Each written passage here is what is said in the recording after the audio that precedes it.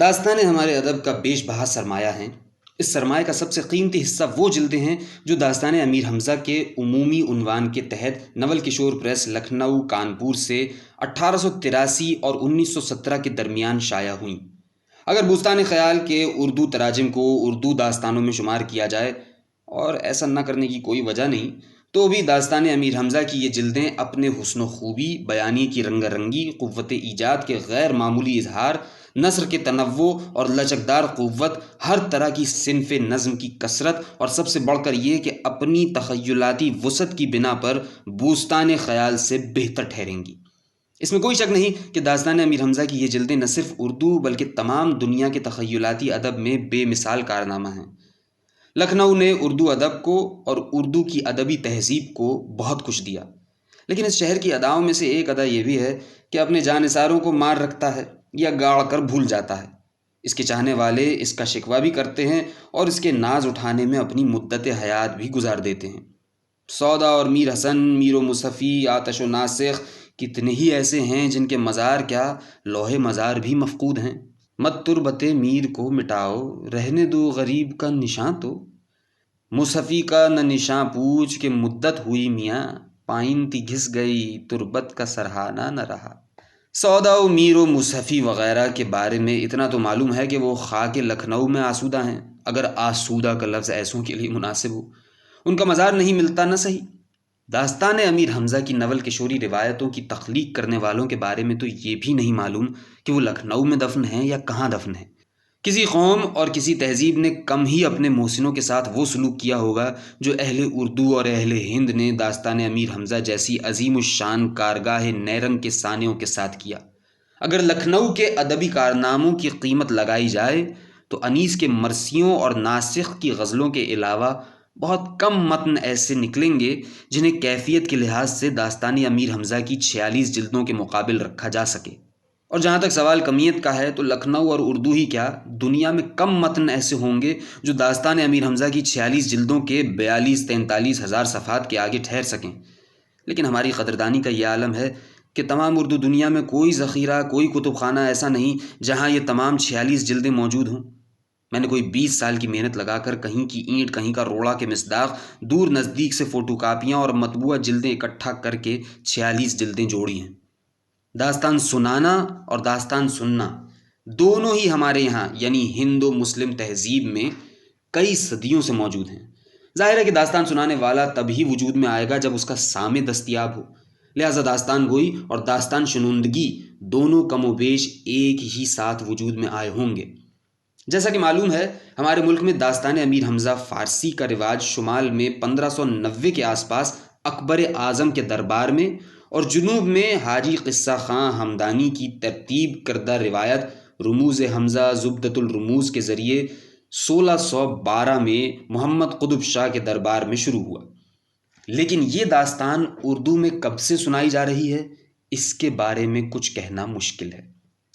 مرزا سنگین بیگ نے اپنی کتاب سیر المنازل، زمانہ تصنیف تقریباً 1820، اور سر سید نے آثار السنادید، اول اشاعت 1849 میں جامع مسجد کے سامنے داستان گوئیوں کا ذکر کیا تو ہے، لیکن یہ نہیں بتایا کہ ان کی زبان کیا تھی۔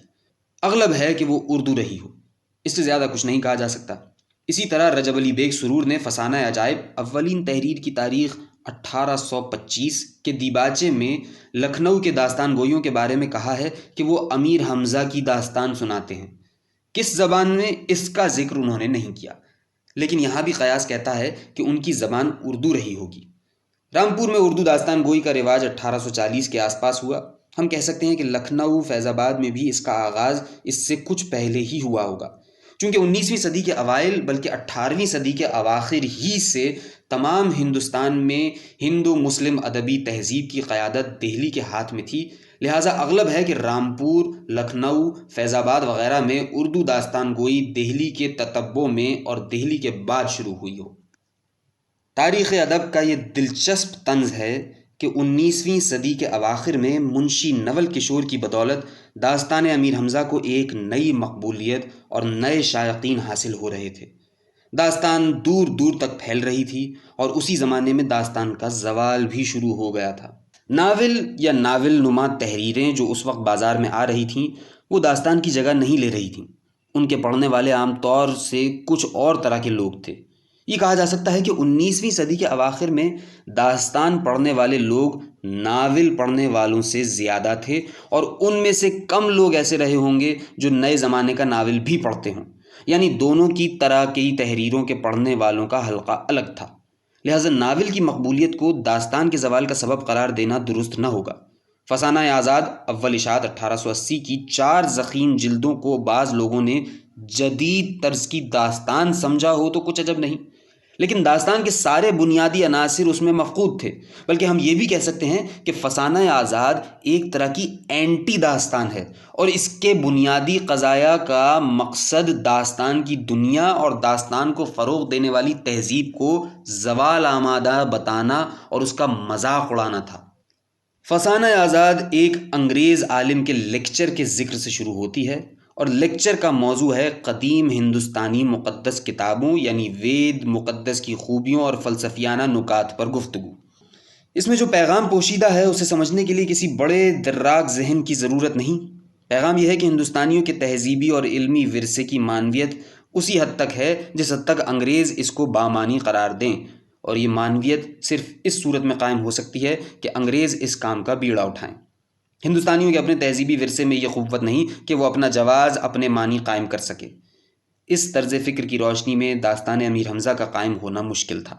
یہاں بہت سے بہت باغ و بہار یا فسانہ عجائب کی گنجائش تھی، اور وہ بھی ادب پاروں کی حیثیت سے نہیں بلکہ مکتبی متون کی حیثیت سے۔ باغ و بہار کی اہمیت ہندوستانیوں کی نظر میں یہ تھی کہ اس کتاب میں دہلی کی مستند زبان لکھی گئی تھی، اور انگریز صاحب بہادر لوگ اس کی مدد سے اردو سیکھتے تھے۔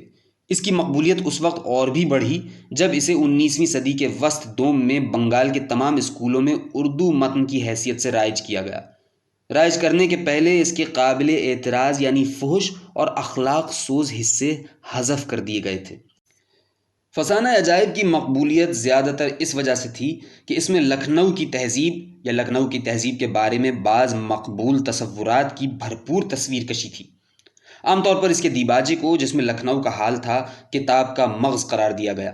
پھر 1845-1846 کے آس پاس یہ کتاب بھی کلکتے میں صاحبان عالی شان کی نظر پر چڑھی، اور 1868 میں یا شاید اس سے بھی پہلے اسے اعلیٰ درسی کتاب میں شامل کر لیا گیا۔ اگرچہ باغ و بہار اور فسانہ عجائب صحیح معنی میں داستان نہیں ہیں، لیکن ان دونوں کتابوں کو داستان کے طور پر پڑھایا گیا۔ اس طرح داستانی متون میں داستان امیر حمزہ کی مرکزی حیثیت باقی نہ رہی۔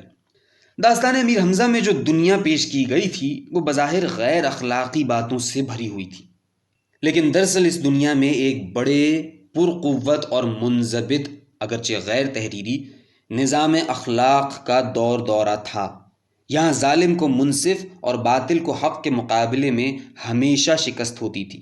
یہاں جنگ اور صلح، عشق اور عیاری، جمع مردی اور فتوت، دشمنی اور دوستداری، ملک گیری اور جہاں بانی، انسانی طاقت بمقابلہ غیر انسانی جبلت، خدا خالق بے اسباب کی جگہ انسان بطور خالق بے اسباب، انسانی علم اور بے واسطہ علم، تقدیر اور توفیق، ان سب کے بارے میں واضح اور مضبوط تصورات موجود تھے، اور یہ تصورات تقریباً سب کے سب انگریزی تصور کائنات ورلڈ ویو کے منافی تھے۔ داستان امیر حمزہ کے برخلاف باغ و بہار یا فسانہ عجائب میں اخلاقی اور مابعد الطبیعیاتی تأملات و تصورات کا فقدان ہے۔ ان میں کسی مخصوص تصور کائنات ورلڈ ویو کو نہیں پیش کیا گیا ہے، لہٰذا نئے زمانے کی اخلاقیات جو بڑی حد تک انگریزوں کی رائج کردہ تھی، اسے باغ و بہار اور فسانہ عجائب سے کوئی خطرہ نہ تھا، داستان امیر حمزہ سے تھا۔ لہٰذا داستان اور خاص کر داستان امیر حمزہ کے زوال کا سبب محض یہ نہیں کہ اس زمانے میں ناول نے آ کر دوسری طرح کے تمام بیانیوں کو مقبولیت کی دوڑ میں اتنا پیچھے چھوڑ دیا کہ ان کا نشان ہی نہ رہا۔ آخر داستان ہی کی جنس میں شمار ہونے کے باعث تو باغ و بہار اور فسانہ عجائب کو اس قدر مقبولیت حاصل ہوئی۔ ان کتابوں کی ہر دل عزیزی اب بھی پہلے ہی جیسی ہے، اور ہمارے یہاں تمام اسکول، کالج اور یونیورسٹی کے نصابات میں یہ کتابیں یا ان کے اقتباسات داستان ہی کے نام سے پڑھائے جاتے ہیں۔ لہٰذا یہ بات صاف ہے کہ نئی روشنی کا جھگڑا فی نفس ہی داستان سے نہ تھا، وہ داستانیں تو معرض خطر میں آئیں اور بالآخر تقریباً نابود ہوئیں جن کا اپنا ایک تصور کائنات تھا، اپنی اخلاقیات تھی اور اپنے وجودی سروکار تھے۔ لیکن وہ داستان نما تحریریں جن میں نئی روشنی کو چنوتی دینے کی کوئی سکت نہ تھی اور جن سے ترقی کے سفر میں کوئی خطرہ نہ تھا، داستان کے نام پر خوب خوب مقبول ہوئیں اور اب بھی موجود ہیں۔ ان کے نئے سے نئے اعلیٰ درجے کے تدوینی ایڈیشن نکل رہے ہیں، لیکن داستان امیر حمزہ کی طرف ایسی کوئی توجہ نہیں۔ 19ویں صدی کی آخری دہائی میں ناول ہمارے یہاں حقیقی معنی میں مقبول ہونے لگا۔ امراؤ جان ادا اول اشاعت 1899 کی غیر معمولی کامیابی ایک طرف تو صنف ناول کی مقبولیت کا ثبوت ہے، لیکن دوسری طرف یہ بات بھی ہے کہ اس ناول کی کامیابی نے صنف ناول کی ہر دل عزیزی بڑھانے اور قائم کرنے میں بڑا اہم کام کیا۔ اسی زمانے میں پارسی تھیٹر بھی مقبولیت کے بام عروج پر تھا اور تھوڑے دنوں بعد خاموش فلمیں بھی سامنے آ گئیں۔ آج تھیٹر، پارسی یا غیر پارسی، ہمارے یہاں نادر کل معدوم ہے۔ خاموش اور پھر بولتی ہوئی فلم کو تھیٹر کی موت کا ذمہ دار ٹھہرا سکتے ہیں، لیکن اسی قاعدے کی روح سے ناول کی بھی موت ہو جانی چاہیے تھی، کیونکہ اثریت، میدان کی وسعت، تنوع کے امکانات اور کثیر الذرائع یا ملٹی میڈیا فن ہونے کے باعث فلم جو کچھ کر سکتی ہے، ناول اس کا عشر اشیر بھی نہیں کر سکتا۔ ہنری جیمز کو تاعمر تمنا ہی رہ گئی کہ وہ ناول کے فن کو ڈرامے سے ہم آہنگ کر دے، یعنی ناول کا منصب یہ ٹھہرے کہ وہ واقعات کو بیان کرنے کے بجائے ان کو دکھانے کا کام کرے۔ ظاہر ہے کہ ناول میں یہ صلاحیت پیدا ہی نہیں ہو سکتی کہ وہ ڈرامے کو جا کے فلم کا بدل بن جائے۔ ایسی صورت میں اگر فلم نے ڈرامے کو موت کے گھاٹ اتار دیا تو ناول کو اس سے بھی پہلے فلم کی تلوار تلے آ جانا چاہیے تھا، لیکن ایسا نہیں ہوا۔ یہ استدلال بھی بے معنی ہے کہ نئے زمانے میں پڑھنے والوں کے پاس فرصت نہ تھی۔ وہ لمبی لمبی داستانیں پڑھنے کے لیے کہاں سے وقت نکالتے؟ 200-250 صفحے کا ناول تو خیر کسی نہ کسی طرح پڑھ بھی لیا جا سکتا ہے۔ اس بیان میں کئی مغالطے ہیں۔ اول تو یہ کہ داستان پڑھنے پڑھانے کی چیز نہیں، سننے سنانے کی چیز ہے، اور ظاہر ہے کہ داستان کا سنانے والا سامعین کی فرصت اور رجحان کو مد نظر رکھ کر ہی داستان سنائے گا۔ اگر سننے والوں کو فرصت کم ہے تو وہ اپنی داستان حسب منشا چھوٹی کر لے گا یا آئندہ پر اٹھا رکھے گا۔ فرصت کی کمی اور داستان کی طوالت میں کوئی رشتہ نہیں۔ دوسری بات یہ کہ اگر داستان کا مطبوعہ روپ زیر بحث ہے، جہاں ہر جلد اوسطاً 900 صفحات کی ہے، تو یہاں مزید مغالطے ہیں۔ ایک تو یہ کہ ہر داستان کا اس قدر طویل ہونا ضروری نہیں، بہت سی داستانیں چھوٹی چھوٹی ہیں۔ احمد حسین قمر کی طلسم نارنج بمشکل 208 صفحے کی ہے۔ محمد حسین جا کی طلسم فصاحت سب کچھ ملا کر 286 صفحے کی ہے۔ فخر الدین حسین سخن دہلوی کی سروش سخن میں تو محض 149 صفحے ہیں، بعد کے 11 صفحے تقریضوں اور تاریخوں کے ہیں۔ میر موجد دہلوی کی طلسم ہوش افزا جلد اول میں 271 صفحے ہیں اور وہ بہت پاشاں لکھی ہوئی ہے۔ منیر شکوہ آبادی کی طلسم گوہر بار میں 343 صفحے ہیں۔ خود خلیل علی اشک اور غالب لکھنوی کی بیان کردہ دونوں روایتیں اور عبداللہ بلگرامی، تصدق حسین، عبدالباری عاصی کی روایت کو الگ قرار دیا جائے تو یہ تیسری روایت بھی ایک ایک جلد کی ہیں اور ہر روایت 400-600 صفحوں میں بآسانی سمجھ آتی ہے۔ لہٰذا یہ کہنا غلط ہے کہ داستان کا زوال اس کی طوالت کے باعث ہوا۔ بہت سی داستانیں بے شک بہت طویل تھیں، لیکن اگر پڑھنے والے تقاضا کرتے تو داستان گو کے لیے چھوٹی اور بہت چھوٹی داستان بنانا کیا مشکل تھا؟ دوسری بات یہ کہ داستان کو مطبوعہ روپ میں پیش کرنے والے تو یہ سمجھ رہے تھے کہ داستان سننے کے بجائے داستان پڑھنا زیادہ لطف انگیز کام ہے۔ رتن ناتھ سرشار نے ایک داستان کی تقریض میں یہی لکھا ہے۔ اس پر بحث کے لیے باب موسوم سامعین ملاحظہ ہو، یا کم سے کم اتنا ہے کہ داستان کو سننے کے علاوہ پڑھا بھی جا سکتا ہے اور پڑھ کر لوگوں کو سنایا بھی جا سکتا ہے۔ منشی نول کشور اور ان کے ورثہ بہرحال ایک بڑے کاروبار کے مالک تھے۔ وہ بازار کے بھاؤ تاؤ سے خوب واقف رہے ہوں گے کہ کس طرح کی کتابیں فروخت ہو سکتی ہیں اور کتنی۔ انہوں نے داستان امیر حمزہ کی ایک جلد 1917 میں چھاپی، کئی جلدیں انہوں نے 1900 اور 1909 کے درمیان چھاپیں۔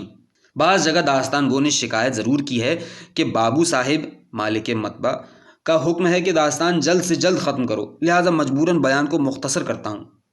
یہ شکایت اپنی جگہ، لیکن جن جن جلدوں میں یہ شکایت ہے وہ سب کی سب 900 یا 1000 صفحات سے کچھ اوپر ہی کی ہیں، لہٰذا نول کشور پریس کو فی نفسہ ہی ضخامت سے کوئی قد نہ تھی۔ وہ جانتے تھے کہ بازار میں کتنی ضخامت چل سکے گی۔ داستانوں کی بہت سی جلدوں کی دوبارہ سہ بارہ اشاعت 1930 میں، بلکہ ایک آدھ کی اشاعت تو اس کے بعد بھی ہوئی، لیکن سب کی ضخامت پہلے ہی جیسی تھی، کسی جلد میں کچھ کاٹ چھانٹ نہ کی گئی۔ انگریزی اور دوسری یورپی زبانوں کے مقبول ناولوں کی ضخامتوں کا حوالہ اس سلسلے میں کارآمد ہوگا۔ آج سے کوئی 50 سال پہلے جب میں BA اور پھر انگریزی میں MA کر رہا تھا تو انگریزی میں مختصر ناولوں کا فیشن ایک عرصے سے رائج تھا۔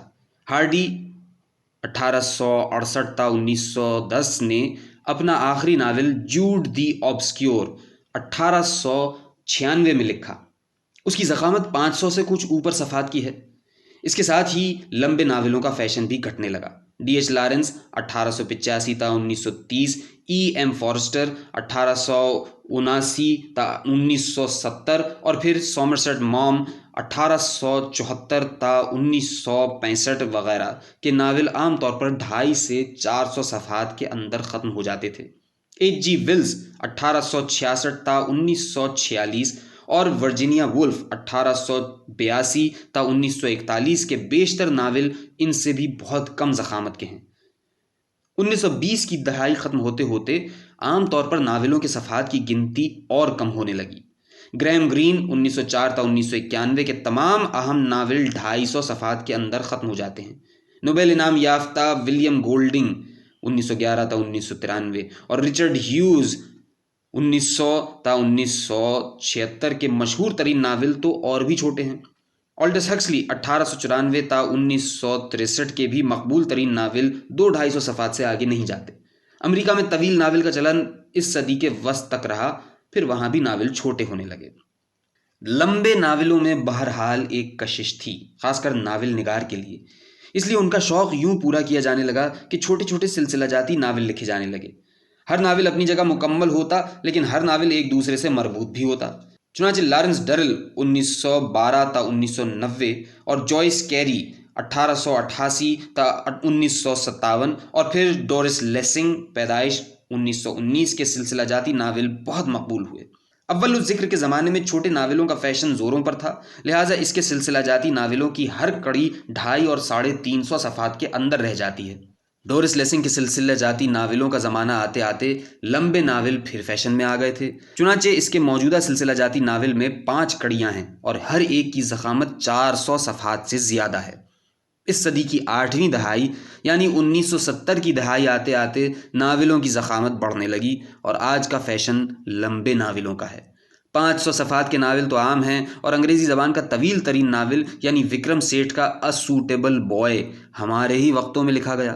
اس کا امکان ہے کہ وکرم سیٹھ کا ناول لمبے ناولوں کا منتہائے کمال ثابت ہو، کیونکہ اس کے بعد ادھر 1-2 برس میں جو سنجیدہ انگریزی ناول آئے ہیں ان کی ضخامت 400 صفحات کے آگے کم ہی جاتی ہے۔ اس درمیان وہ ناول بھی جنہیں پاپولر ناول یعنی ادبی لحاظ سے بہت اہم نہیں لیکن عوام میں بے حد مقبول ناول کہا جاتا ہے، بالکل اسی راستے پر چلے۔ اس صدی کے شروع میں جان بیوکن نے سیکرٹ سروس اور غیر ملکی جاسوسی کے موضوع پر انگریزی کے اولین ناول لکھے۔ اس کا مقبول ترین ناول The 39 Steps بمشکل 150 صفحے کا ہے۔ اس صدی کی 8ویں دہائی تک مقبول ناولوں کی ضخامت 180 سے 200 صفحات تھی اور شاذ ہی 220 صفحات سے تجاوز کرتی تھی۔ فیشن بدلا تو ہر طرح کے مقبول ناولوں کی ضخامت بڑھنے لگی اور اب بعض ناول 800 اور 900 صفحات کی حد پار کر چکے ہیں۔ 500 سے 700 صفحے کے ناول تو بے شمار ہیں۔ ان کی مقبولیت کا یہ عالم ہے کہ یورپ کے کسی بڑے ہوائی اڈے کی دکانوں پر اور بڑے یورپی شہروں میں اوسط سے بڑے کتب فروشوں کے یہاں انگریزی کے مقبول اور ضخیم ناولوں کے تراجم فرانسیسی، جرمن، ڈچ اور دوسری زبانوں میں بے تکلف دستیاب ہیں۔ میں سوچتا ہوں کہ میرے وہ اساتذہ جو چھوٹے ناولوں کو جدید، مصروف اور تیز رفتار زندگی کی ضرورت اور مجبوری بتاتے تھے، آج زندہ ہوتے تو اپنی تھیوری کو یوں پاش پاش ہوتے دیکھ کر کس قدر رنجیدہ ہوتے۔ مغربی زبانوں میں تنقید نے عرصہ ہوا ادب کی سماجیات کے بارے میں سادہ اور براہ راست اثرات کے مفروضوں پر مبنی احکام لگانے سے توبہ کر لی ہے، لیکن ہمارے ہاں اب بھی یہی خیال عام ہے کہ نئے، مصروف اور تیز رفتار زمانے میں لوگوں کو داستان پڑھنے کی فرصت نہ تھی، اور یہ داستان کے زوال کی ایک اہم وجہ ہے۔ اگر چھوٹے ناول یا مختصر بیانیہ تحریریں اس صدی کی کچھ دہائیوں میں مقبول تھیں تو اس کی وجہ یہ ہرگز نہیں ہو سکتی کہ ایسی تحریریں جدید، مصروف اور تیز رفتار زندگی کی مجبوری اور اس کا تقاضا ہیں۔ اگر ایسا ہوتا تو آج کی زندگی جو 1920 تا 1970 کی دہائیوں سے کہیں زیادہ تیز رفتار ہے، بڑے ناول کیا چھوٹے ناول بھی پڑھنا چھوڑ چکی ہوتی۔ ہم دیکھتے ہیں کہ صورتحال اس کے بالکل برعکس ہے۔ مختصر افسانے کا چلن گھٹ رہا ہے اور طول طویل ناول کا چلن بڑھ رہا ہے۔ میرا تو خیال ہے کہ اگر آج مغرب میں اس بات کو خوب شہرت دی جائے کہ ہماری داستانیں کس قدر طویل اور رنگا رنگ ہیں، اور پھر داستان امیر حمزہ کی 2-4 جلدیں ترجمہ کر کے چھاپ دی جائیں، تو انہیں بے حد مقبولیت حاصل ہوگی۔ داستان کے زوال کے جو اسباب عام طور پر بیان کیے جاتے ہیں ان کا ذکر ہم نے اوپر دیکھا۔ ناول، فلم، نئے زمانے کی تیز رفتاری، داستان میں بظاہر کسی سماجی معنویت کا نہ ہونا وغیرہ، یہ سب چیزیں مل کر بھی اتنی قوت مند نہ تھیں کہ داستان کی روایت کو چند دہائیوں بلکہ چند برسوں میں ہمارے ادبی اور تہذیبی ماحول سے باہر کر دیتیں۔ ہم دیکھ چکے ہیں کہ باغ و بہار اور فسانہ عجائب کو غیر معمولی شہرت ملی، لیکن انہیں ناول نہیں داستان ہی کہا گیا۔ یہ بات دیگر ہے کہ یہ کتابیں داستان کی شرائط پوری نہیں کرتیں، لیکن عالم و عامی سب ہی انہیں داستان کہتے ہیں۔ لہٰذا اصل بات یہ نہ تھی کہ داستان کو نئے زمانے نے شکست دے دی تھی، کہ اس میں نئی چنوتیوں کا سامنا کرنے کی قوت نہ تھی۔ اصل بات یہی تھی کہ داستان امیر حمزہ میں ہند و مسلم تصور کائنات غیر معمولی قوت اور تحرک کے ساتھ جاری تھا، اور یہ بات انگریزوں کی جدید کارانہ پالیسی کے خلاف جاتی تھی۔ جدید زمانے کا تقاضا یہ تھا کہ جہاں تک ممکن ہو سکے ہندوستانیوں کی تہذیبی اور دانشورانہ میراث، اور خاص کر ہند مسلم میراث کو معرض سوال میں لایا جائے، اور دوسری بات یہ تھی کہ ہندوستانیوں کو یقین دلایا جائے کہ اپنی تہذیب کو پڑھنے، سمجھنے اور سمجھانے کے لیے انہیں مغرب کی اینک استعمال کرنی چاہیے۔ 19ویں صدی کے اواخر کی انگریز سیاست اور تربیت نے ہمیں اپنے ورثے پر شرمندہ ہونے اور اپنی تہذیبی دنیا سے متنفر ہونے کی راہ پر چلانے کی بھی کوشش کی۔ یہ کوشش بڑی حد تک کامیاب ہوئی۔ نصوح نے کلیم کا کتب خانہ بے وجہ ہی نظر آتش نہ کیا تھا، اور وہ گلستان سعدی سے کچھ یوں ہی محجوب نہ تھا۔ اپنی بیوی سے اس نے کہا کہ تمہیں پڑھاتے وقت مجھے گلستان کے صفحے کے صفحے کاٹنے پڑے، کیونکہ وہ شریف بہو بیٹیوں کو پڑھانے کے لائق نہ تھے۔ بقول نصوح یہ ہیں وہ لوگ جو ہمارے بزرگان سلف ہیں اور جن کا نام ہم رحمت اللہ علیہ اور شیخ کہہ کر لیتے ہیں۔ توبۃ النصوح، مطبوعہ صدیقی پریس، دہلی، 1910 کے صفحہ 121 پر یہ وقوعہ شروع ہوتا ہے۔ کلیم کے خلوت خانے میں کتابوں کی ایک الماری تھی۔ کیا اردو کیا فارسی، سب کی سب کچھ ایک ہی طرح کی تھیں۔ جھوٹے قصے، بیہودہ باتیں، فحش مطلب، لچے مضمون، اخلاق سے بعید، حیا سے دور۔ معنی و مطلب کے اعتبار سے ہر جلد سوختنی اور دریدنی تھی۔ نصوح بار بار کتابوں کو الٹ الٹ کر دیکھتا تھا اور رکھ رکھ دیتا تھا۔ آخر کار یہی رائے قرار پائی کہ ان کا جلا دینا ہی بہتر ہے۔ چنانچہ بھری الماری کتابیں لکڑی کے کندے کی طرح اوپر تلے رکھ آگ لگا دی۔ نصوح کا یہ برتاؤ دیکھ کر اندر سے باہر تک تہلکہ اور زلزلہ پڑ گیا۔ علیم دوڑا دوڑا جا اپنا کلیات آتش اور دیوان شرر اٹھا لایا۔ علیم نے آتش کو دہکتی آگ اور شرر کو انگاروں میں پھینک دیا۔ علیم کی دیکھا دیکھی میاں سلیم نے بھی واسوخت امانت لا باپ کے حوالے کی اور کہا، بڑے بھائی جان نے فسانہ عجائب، قصہ گل بکاؤلی، آرائش محفل، مثنوی میر حسن، مضحکات نعمت خان عالی، منتخب غزلیات چرکین، غزلیات جعفر زٹلی، قصائد ہجویہ مرزا رفیع السودا، دیوان جان صاحب، بہار دانش با تصویر، اندر صبا، دریائے لطافت، میر انشاءاللہ خان کی کلیات رند وغیرہ بہت سی کتابیں کتب فروش سے لی تھیں۔ میں بھی بیٹھا ہوا تھا۔ کتاب والے کی ساری گٹھڑی میں سے یہ واسوخت اور دیوان نذیر اکبر آبادی 2 کتابیں انہوں نے میرے لیے نکالی۔ میں نے دونوں کتابیں پھیر دیں، مگر بھائی جان نے یہ واسوخت زبردستی میرے سر مڑی۔ حضرت بی کے نواسے نے اسے دیکھ کر کہا کہ آہا میاں سلیم، چھپے رستم نکلے، اگر نانی اماں دیکھ پائیں گی تو شاید ہم لوگوں کو تمہارے پاس اٹھنے بیٹھنے کی ممانعت کریں گی۔ بھلا کوئی ایسی گندی کتاب بھی پڑھتا ہے؟ تب سے میں نے اس کتاب کو طاق میں ڈال دیا تھا۔ آج مجھ کو یاد آ گئی تو میں نے کہا یہ بھی اپنی مراد کو پہنچ جائیں۔ جب کلیم کا خرمن عیش و عشرت جل بھن کر خاک سیاہ ہو گیا تو نصوح اندر گھر میں گیا۔ اب گھر کے اندر کا حال سنیے کہ نصوح اپنے فعل کو کس طرح برحق ٹھہراتا ہے اور اپنی بیوی فہمیدہ کے علم میں کیا اضافہ کرتا ہے۔ فہمیدہ: کوئی کہتا تھا تم نے غصے میں آ کر دیوان خانے میں آگ لگا دی۔ نصوح: اگرچہ وہ مکان جس میں وحشیوں کے سے کام ہوتے ہیں اسی قابل ہے، لیکن میں نے مکان میں تو آگ نہیں لگائی۔ فہمیدہ: کچھ دھواں سا مردانے میں ضرور اٹھ رہا تھا۔ نصوح: وہ تو چند کتابیں تھیں جن کو میں نے بیہودہ سمجھ کر جلا دیا۔ فہمیدہ: خیر کچھ ہی صحیح، مگر کتاب ہے تو ادب کی چیز، پھر تم نے جلائی کیوں؟ نسو، جن کتابوں کو میں نے جلایا ان کے مضامین شرک اور کفر اور بے دینی اور بے حیائی اور فحش اور بدگوئی اور جھوٹ سے بھرے ہوئے تھے۔ فہمیدہ، کتابوں میں ایسی بری بری باتیں بھی ہوتی ہیں؟ نسو، کتابیں بھی آدمی بناتے ہیں، اور آدمی ایسا مخلوق سرکش ہے کہ اس نے تمام دنیا میں بدی اور خدا کی نافرمانی پھیلا رکھی ہے۔ کیا تم شعر و شاعری کے نام سے واقف نہیں ہو؟ فہمیدہ، یہ مجھ کو آج معلوم ہوا کہ پڑھنے لکھنے کی چیزوں میں بھی لوگوں نے خرابیاں پیدا کی ہیں۔ نسو، کیا تم کو اپنا گلستان پڑھنا یاد نہیں؟ فہمیدہ، یاد کیوں نہیں؟ نسو، بھلا تم کو یہ بھی یاد ہے کہ میں تمہارے سبق سے آگے آگے سطروں کی سطروں پر سیاہی پھیر دیتا تھا، بلکہ بعض دفعہ صفحے کے صفحے ایسے آ پڑے ہیں کہ مجھ کو اوپر سے سادہ کاغذ لگا کر ان کو چھپانے کی ضرورت ہوئی۔ وہ تمام بےہودہ باتیں تھیں جن کو میں کاٹتا اور چھپاتا پھرتا تھا۔